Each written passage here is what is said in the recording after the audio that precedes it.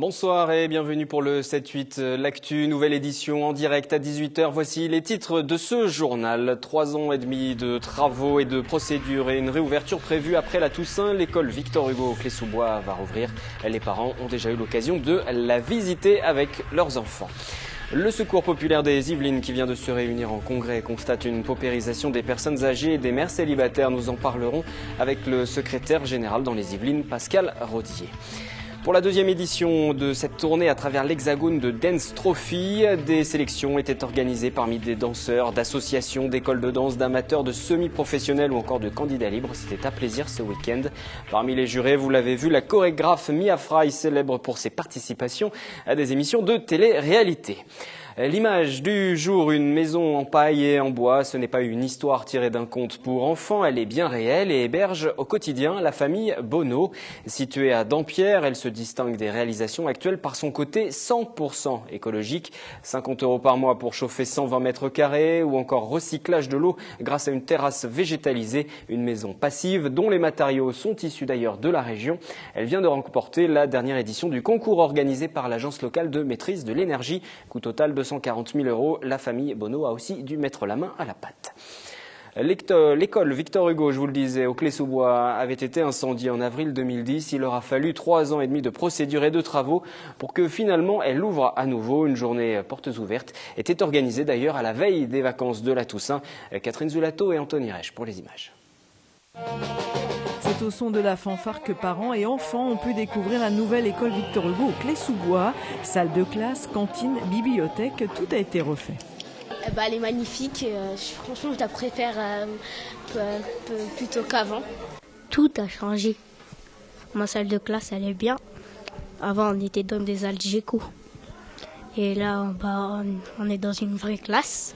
On a des chaises, on a un vidéoprojecteur. Je suis content. Mohamed et ses copains vont donc quitter les algécos de l'école Jean Jaurès qui les a accueillis pendant la fermeture du groupe scolaire Victor Hugo. C'était en avril 2010 à la suite d'un incendie. C'est un soulagement pour tout le monde. Les locaux, ils sont lumineux, ils sont bien insonorisés, ils respectent bien toutes les demandes qu'on avait faites. Donc globalement, on est très satisfait, on a hâte de s'installer dedans. Une grande joie parce que c'était un événement qui était particulièrement attendu. Et on tourne la page d'une histoire bien triste avec cet incendie criminel d'une école pour en ouvrir une autre. 3 ans de travaux, une longue reconstruction entre enquête de police, discussion avec les assurances, désamiantage, retard et puis la mauvaise surprise d'un départ inattendu de l'entreprise de Gros Œuvres cet été. Un budget de 4,7 millions d'euros supporté par la commune. Nous n'avons pas d'aide, si ce n'est malheureusement uniquement les remboursements d'assurance qui se sont portés à 2 millions d'euros. Mais le coût de cette opération, c'est pas uniquement l'investissement, mais l'hébergement de l'ensemble de toutes les classes depuis l'incendie de 2010, avec tous les frais de fonctionnement liés aux algécos, au transport de cars. Donc c'est effectivement une certaine difficulté, mais c'est un choix que nous assumons. La ville a également dépensé près de 300 000 € supplémentaires par an pour assurer notamment le transport des enfants du quartier. Un quartier qui va bénéficier aussi d'autres travaux de rénovation, la création d'une aire de jeu et d'un terrain de foot synthétique. C'est donc un nouveau départ, réouverture officielle de l'école à la fin des vacances de la Toussaint. Une précarité en hausse chez les seniors et les mères célibataires, c'est le constat du Secours populaire des Yvelines à l'issue de son congrès la semaine dernière. Bonsoir Pascal Rodier. Bonsoir. Vous êtes le secrétaire général du Secours populaire dans le département des Yvelines. Lorsque vous parlez de cette hausse, de cette précarité des mères célibataires, chez les seniors également, dans quelle proportion il faut l'entendre? Est-ce que la situation aujourd'hui est dramatique, inquiétante? Dramatique, c'est difficile d'utiliser ces mots-là. C'est toujours dramatique pour les gens qui fréquentent les permanences d'accueil du Secours populaire, puisque quand on en vient dans une association de solidarité pour avoir une aide pour payer ses factures ou simplement manger, on est déjà dans un contexte dramatique. Ce que l'on constate par la précarité saisie, dans nos permanences d'accueil, c'est qu'il y a quand même plus de 30% des foyers accueillis, inscrits au secours populaire, qui sont des foyers monoparentaux, ce qui représente quand même une grosse proportion. C'était pas le cas encore l'année dernière, parce qu'on a le sentiment que chaque année, cette proportion augmente, et que d'année en année, justement, vous alertez, vous et les autres associations, sur ces difficultés rencontrées par les mères célibataires et les personnes âgées aussi. Oui, alors en fait, ce qu'il y a, c'est que c'est aussi pour nous, pour ce qui concerne notre association, c'est aussi parce qu'on se développe. Il y a aussi parce qu'on développe des structures que mécaniquement, ça fait une pauvreté saisie ou connue qui s'accroît dans nos bilans. Vous dire comme ça, la pauvreté s'accroît dans les Yvelines, intellectuellement, j'aurais un peu de mal à vous garantir le sujet. Ce que l'on voit par contre, effectivement, ce qui est nouveau depuis maintenant 4-5 ans quand même, c'est une progression et un ressenti qui était déjà dans l'esprit des bénévoles et qui est confirmé dans les statistiques, c'est qu'on a quand même un nombre relativement important de seniors, puisque j'avais noté on a à peu près on a un petit peu plus de 10% du public qui a plus de 60 ans. Et ça, il y a 4-5 ans, en fait, on ne voyait pas à cette proportion-là. Et comment ça s'explique alors, cette évolution? Est-ce qu'il y a une explication à donner? Contexte économique difficile, des retraites trop faibles? La précarisation des parcours professionnels, qui fait que, en fait, de plus en plus, les gens n'ont pas leur trimestre et sont au minima de la retraite sécu, en fait. Et quand vous êtes sur des périodes de votre vie où vous n'avez pu travailler, où les indemnités ont baissé, ça fait que, par exemple, vous n'avez pas pu accéder à la propriété, vous restez locataire, donc avec des charges financières qui ne sont pas pareilles que quand vous avez payé. Et puis les loyers qui continuent à augmenter, et voilà, il faut toujours le payer. Alors qu'en général, quand on arrive à la retraite, on est plutôt, quand on a pu être propriétaire, ça simplifie la vie. Ouais. En fait, il faut avoir la chance de pouvoir accéder à la propriété déjà avant 40 ans, sinon après ça se complique fortement. Et il y a aussi, je pense, alors ça c'est un constat un peu pas scientifique, mais que l'on mesure comme ça, c'est l'éclatement des structures familiales complique aussi à des rebonds aussi bien dans les âges les plus jeunes pour les enfants que sur les générations au-dessus, parce que quand la famille devient monoparentale, souvent on enclenche une solidarité familiale. Les parents des parents, donc nos aînés, sont souvent mis à contribution, et tout ça tend les budgets un peu de tout le monde, quoi. Et quelle évolution on peut imaginer? Parce que là, vous offrez une solution, ces familles viennent vous voir, vous le dites, vous développez vos services, donc de plus en plus de personnes viennent vous voir, mais est-ce qu'on peut imaginer une amélioration aussi? Est-ce que vous alertez aussi les pouvoirs publics sur ces questions-là? Alors, nous, si vous voulez, ce que l'on dit dans les instances représentatives au niveau national et par nos bilans, on n'a de cesse d'alerter sur l'accroissement de la pauvreté constatée dans nos permanences d'accueil. Encore une fois, avec les réserves qu'on peut peut-être faire liées à l'accroissement du nombre de structures qui fait qu'il y a plus de précarité saisie ou constatée. Mais tous les indicateurs sont là, au-delà du secours populaire, pour dire que l'écart entre les plus riches et les plus pauvres s'accroît. Avec les nouvelles règles de calcul des retraites, je pense que ça va se compliquer pour de plus en plus de monde, puisque si on rentre le plus tard sur le marché du travail, qu'on fractionne sa carrière et qu'on doit partir plus tard, sans compter les problèmes de santé et les accidents de la vie, comme on dit, ça va se compliquer. Et il y a des choses qui ne sont pas forcément que du ressort du politique et qui sont peut-être aussi un peu des évolutions sociales ou sociétales. Les éclatements de familles, on sait, sans faire de jugement de valeur sur les familles et leur composition, on sait qu'en règle générale, pour les femmes, ça crée une paupérisation, un appauvrissement mécanique. Aujourd'hui, vous accueillez 1600 familles dans 21 centres. Ou un petit peu plus maintenant. Combien de personnes vous accueillez?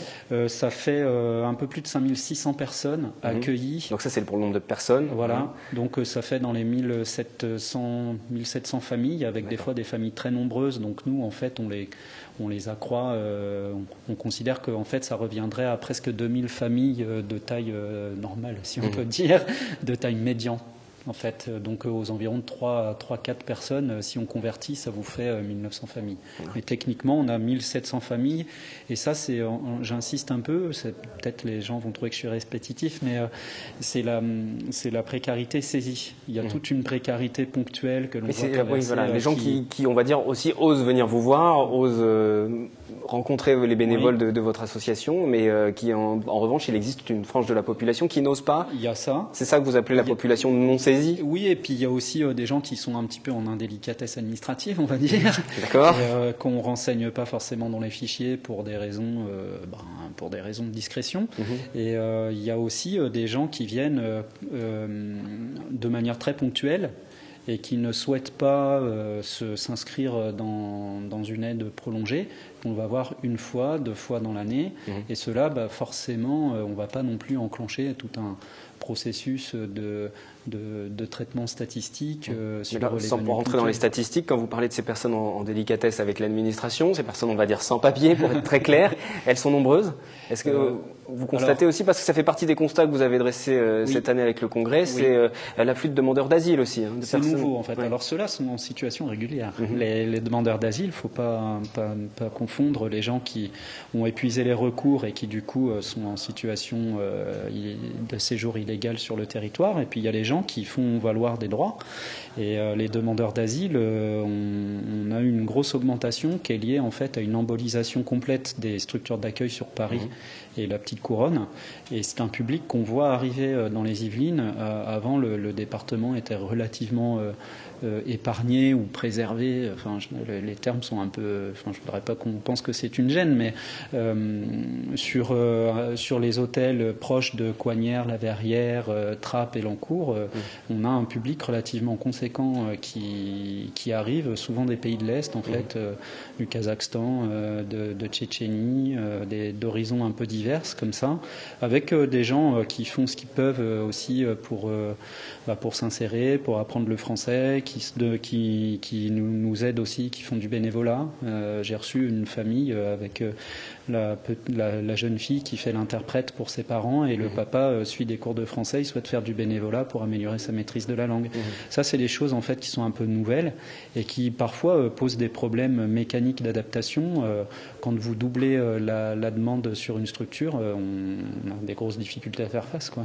J'aimerais juste ouvrir une parenthèse liée à l'actualité. Ça ne concerne pas directement les Yvelines, mais ça concerne l'ensemble du pays, puisque cette affaire n'en finit plus de faire parler. C'est l'expulsion de Leonarda. Quel regard vous avez ? Est-ce que vous avez un regard? Est-ce que vous vous prononcez sur cette question-là? Je préfère pas me prononcer parce qu'en fait, c'est une situation qui est complètement... on nous dit des choses au fur et à mesure. Il y a une enquête administrative. Comme toutes les enquêtes administratives, c'est l'administration qui l'a fait. Donc, c'est relativement neutre et au regard de l'application stricte du droit. On voit les lycéens qui sont mobilisés. C'était en fin de semaine à Saint-Quentin en Yvelines et encore aujourd'hui sur Paris. Le droit ou la justice et l'équité, sans rentrer pour un sujet de philo pour nos jeunes lycéens, il y a une différence entre la justice et l'équité. Ce qui pourrait paraître équitable peut ne pas être permis par la loi, et ce qui est permis par la loi, certaines personnes trouvent que c'est inéquitable. Donc moi, je renvoie les États à leurs contradictions et les personnes aussi. C'est-à-dire qu'au bout d'un moment, c'est vrai que si vous êtes dans des logiques de contre-vérité et puis que vous enclenchez votre famille dans des logiques comme ça qui sont à la marge de tout, forcément ça complique tout. Dès que vous êtes sur les marges, vous prenez un cahier, les marges c'est au bord du cahier, donc si vous êtes sur la marge, vous risquez de chuter, quoi. Donc c'est terrible. Par contre, moi, j'ai des enfants, n'importe qui est un peu humain, se faire... Ça reste très humainement, effectivement. Humainement, ça reste choquant, quoi. On va marquer une petite pause avec notre question du jour. Et cette question, selon vous, la pauvreté concerne quel type de population? Quelle population serait la plus touchée, selon vous? Pour faire écho à la discussion que nous avions tout à l'heure. Et puis, on revient ensuite en plateau pour continuer à parler de l'actualité du secours populaire. Alors, à mon avis, pour moi, c'est plutôt les jeunes. Parce qu'avec la difficulté de trouver un travail aujourd'hui, la difficulté de pouvoir s'en sortir sur le marché, les études qu'on nous demande de faire, donc les jobs étudiants qui sont difficiles à trouver, etc. Je pense que ça touche plus les jeunes. Après, j'ai pas de chiffres en tête, mais je pense que toutes les tranches d'âge doivent être touchées de toute façon. Catégorie sociale, c'est les étudiants et les chômeurs, bien sûr, je pense. Les étudiants, les jeunes, les personnes qui n'ont pas de travail. Pourquoi les étudiants? Parce qu'ils ne travaillent pas, ils sont à l'école. Parce qu'en général, les retraites ne sont pas très élevées. Il y a beaucoup de femmes seules qui n'ont qu'une seule retraite, donc qui doivent subvenir à leurs besoins, qui n'ont pas toujours un logement. Voilà. Ça doit être équivalent, à mon avis. Pourquoi? pour les ressources diminuer d'un côté et de l'autre. Les étudiants n'ont pas beaucoup de ressources, ils ont de plus en plus de mal à trouver des jobs. Et puis les personnes âgées ont des retraites qui sont diminuées par rapport à leur salaire auparavant.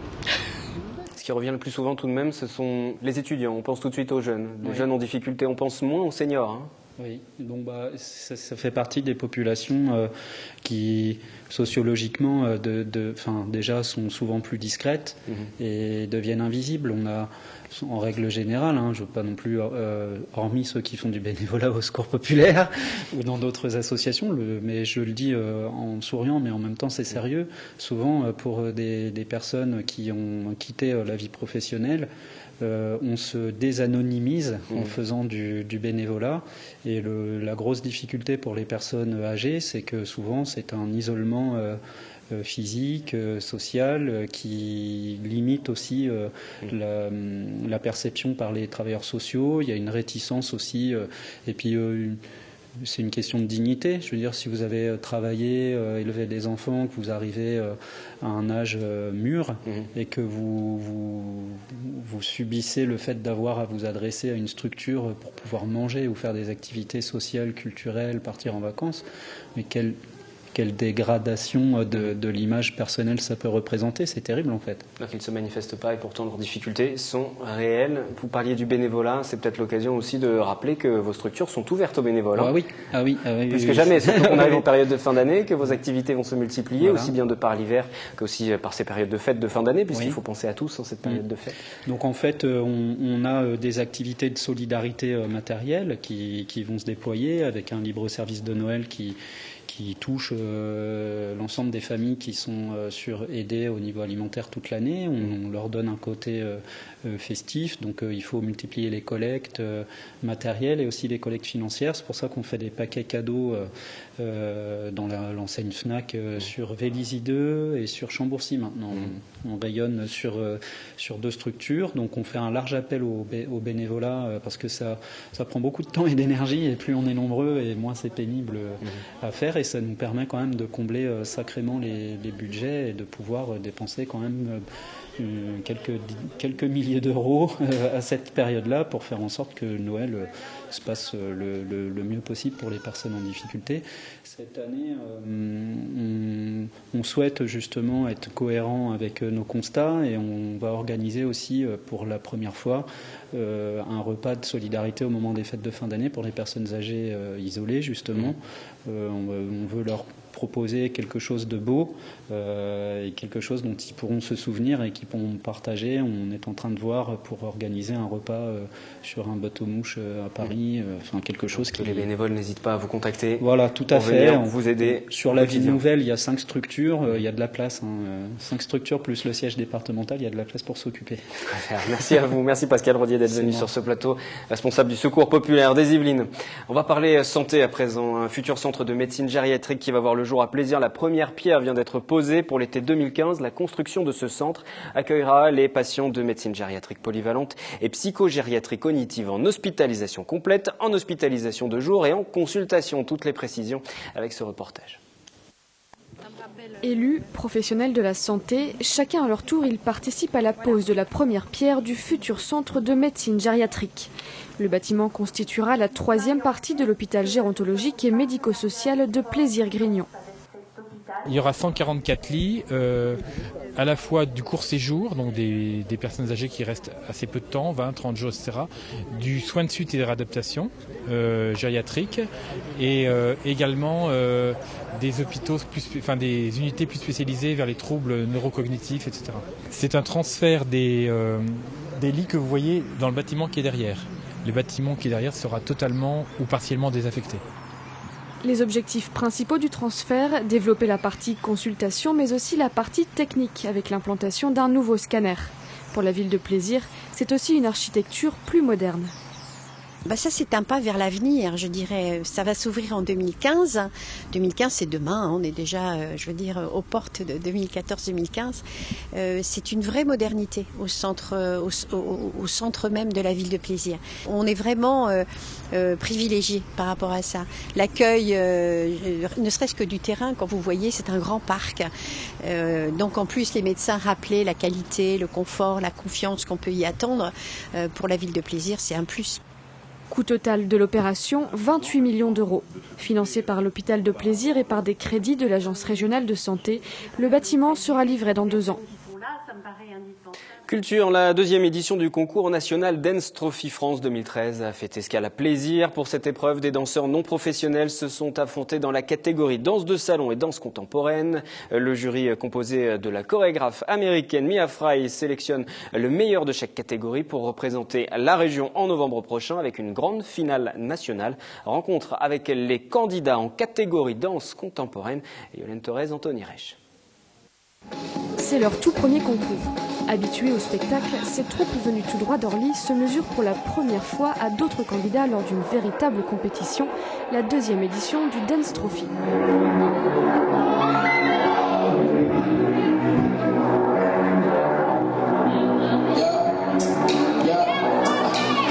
Ça nous a poussé aussi à repousser nos limites d'une certaine façon, parce que de se dire que c'est la première fois qu'on va danser devant un jury en fait.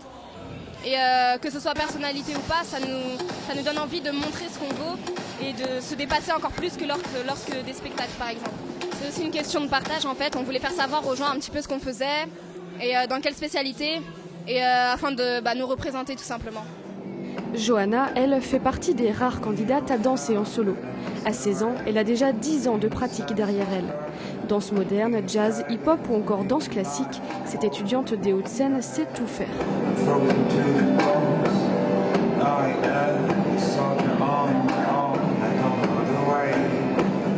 Mia Fry, grande chorégraphe américaine, préside le jury de Dance Trophy cette année. Forcément, Johanna a écouté son avis avec grande attention.